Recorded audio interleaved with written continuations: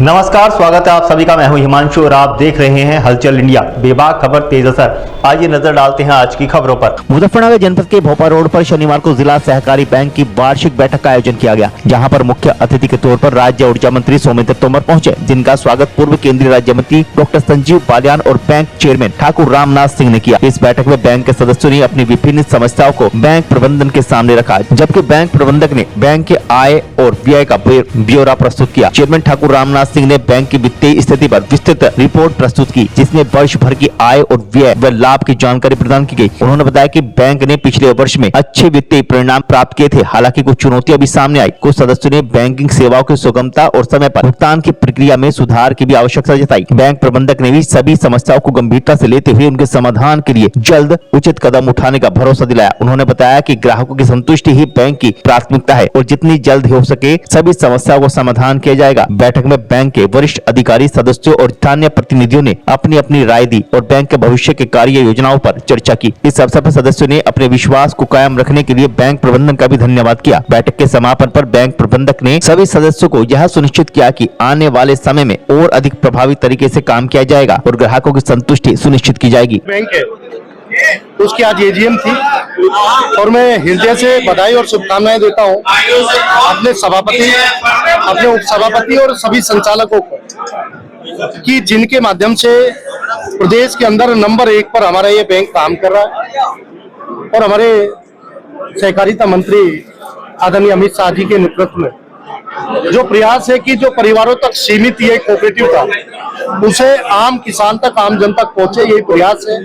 आदरणीय डॉक्टर संजीव बालियान जी और सभी वरिष्ठ नेता हमारे आज यहाँ पर उपस्थित हैं और हम लोगों की शुभकामनाएं कि रामनाथ जी के नेतृत्व में जिस तरह का काम चल रहा है ये हमारे मुजफ्फरनगर का नाम रोशन कर रहा है।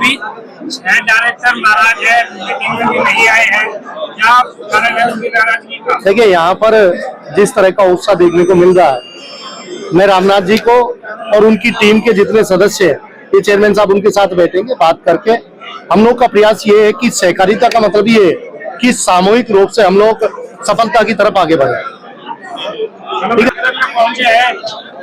जी मंत्री, आज सबसे बड़ा बैंक है उत्तर प्रदेश का मुजफ्फरनगर कोऑपरेटिव बैंक।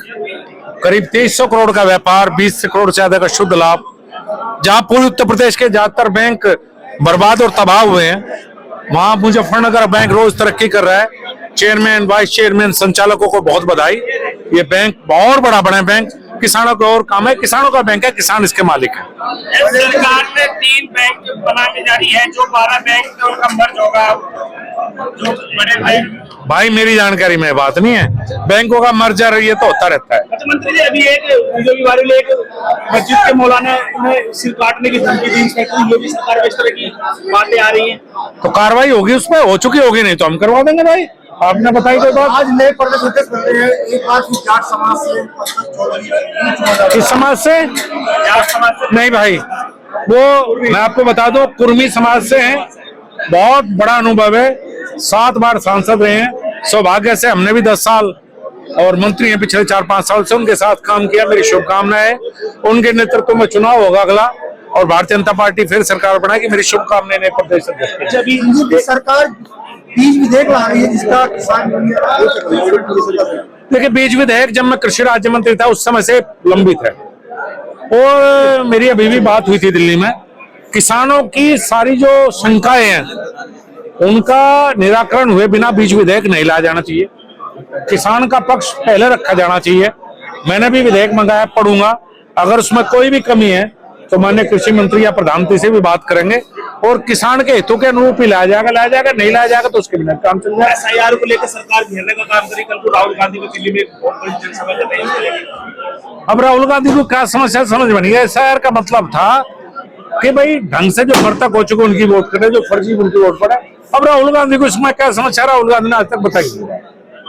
चलो, आज अपने डिस्ट्रिक्ट कोऑपरेटिव बैंक मुजफ्फरनगर की 91वीं हमारी वार्षिक सामान्य निकाय की बैठक थी, जिसमें हमारे chief guest doctor Somendra Tomar ji, doctor Sanjeev Baliyan ji सम्मानित शीर्ष पदाधिकारी रहे और दोनों जनपदों से किसान भाइयों ने लगभग 700-800 किसान थे जिन्होंने हिस्सा लिया।